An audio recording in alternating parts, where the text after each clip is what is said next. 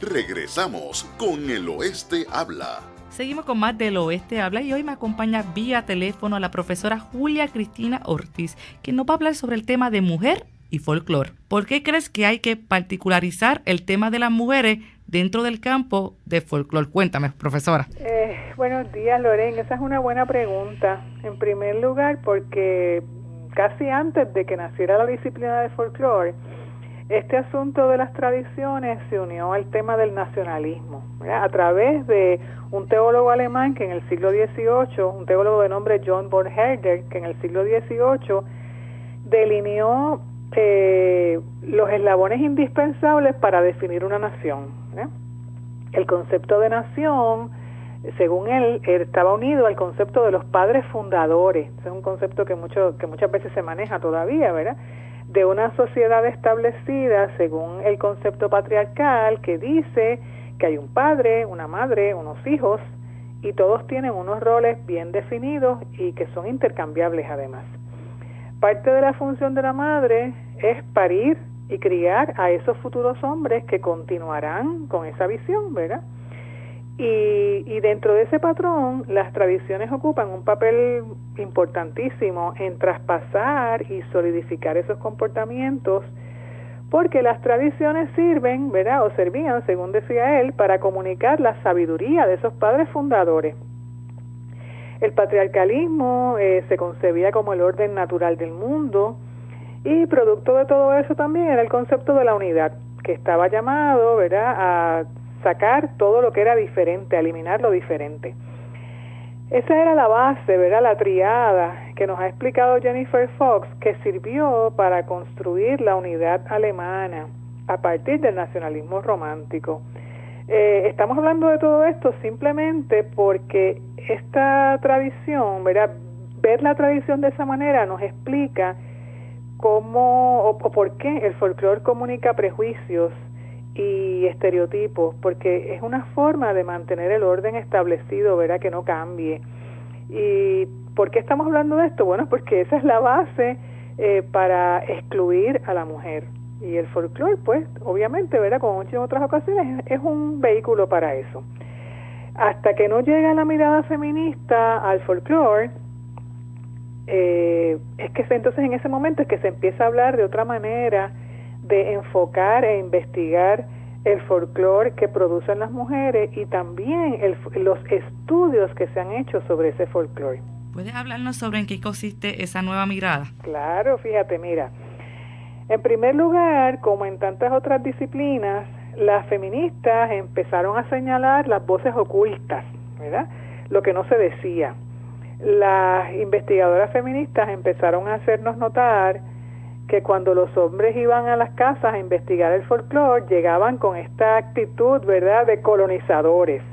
Aquí vengo yo a rescatar un material que usted no sabe que es valioso, ¿verdad?, pero yo sí, y yo le voy a explicar a usted el valor de ese material.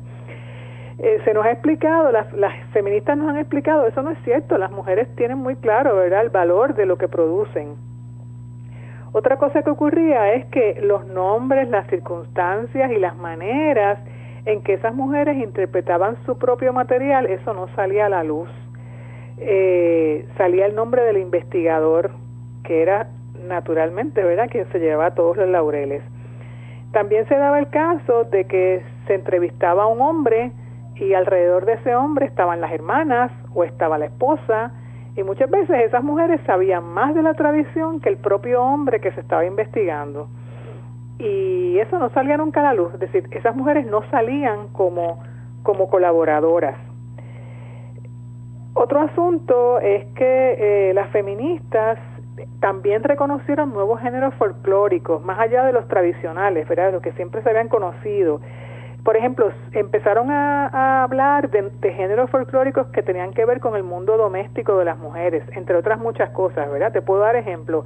Pues las manifestaciones folclóricas a partir del tendido de la ropa, de las recetas de cocina, de la elaboración y decoración de altares, de patios, jardines, etcétera, ¿verdad?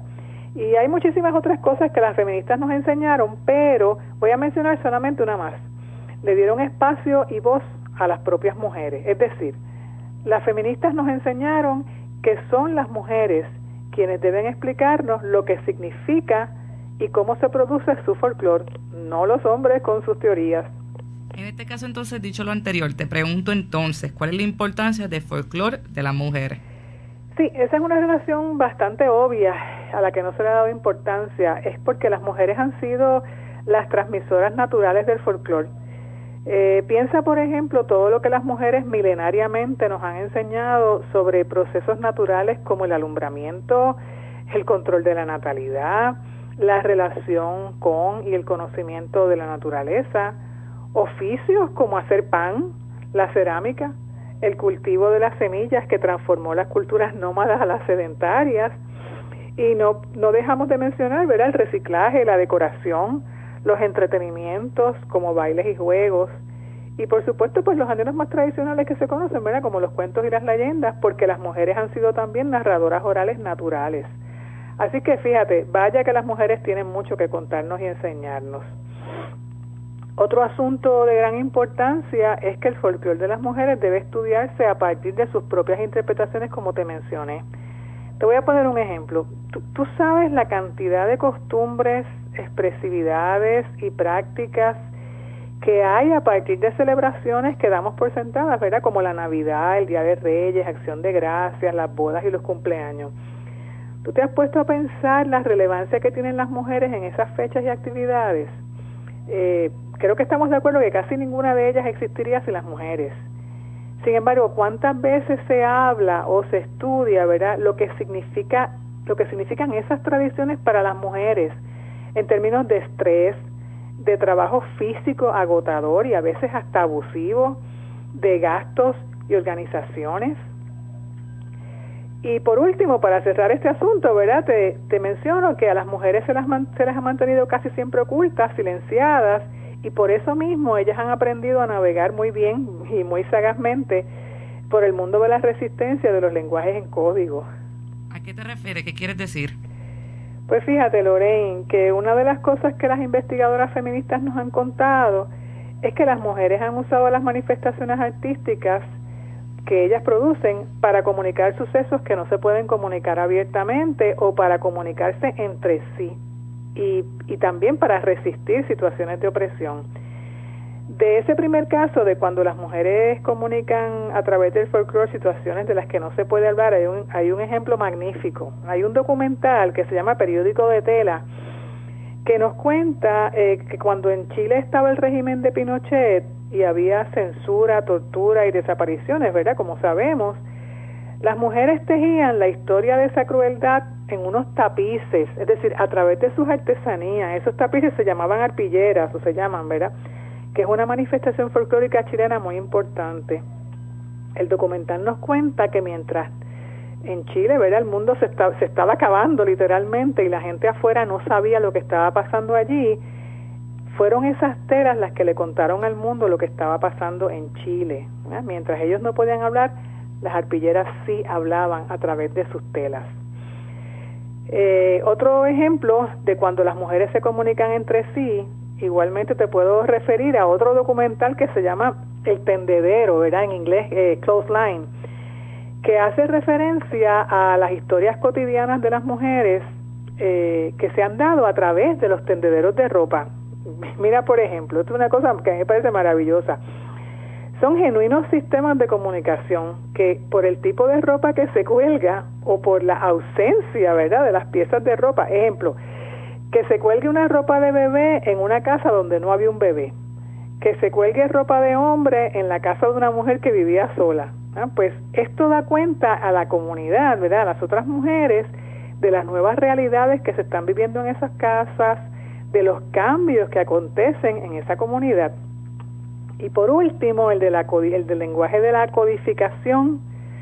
Te puedo dar un ejemplo que creo yo que es bastante conocido. Si pensamos en la tradición americana del quilting, ¿verdad?, de hacer esas colchas que se hacen con parchos, resulta fascinante, y eso está ampliamente documentado e investigado, ¿verdad?, la variedad de códigos que se usaron durante la época de la esclavitud en Estados Unidos para indicarles a los esclavos y a las esclavas la ruta más segura hacia Canadá, que era su liberación. Los códigos eran unos símbolos ¿verdad? Diferentes que se usaban en las telas que cosían las mujeres y que se colgaban como adorno inofensivamente, ¿verdad?, en los balcones por donde pasaban los esclavos y las esclavas en las rutas hacia la libertad.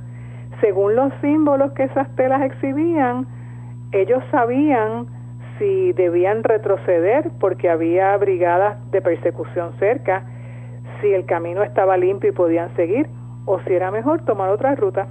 En este caso no me has dado ejemplo de Puerto Rico. ¿Qué me puedes decir de eso? No te lo he dado no porque no lo haya, ¿verdad?, sino porque no necesariamente se han investigado. Te voy a mencionar rápidamente varios.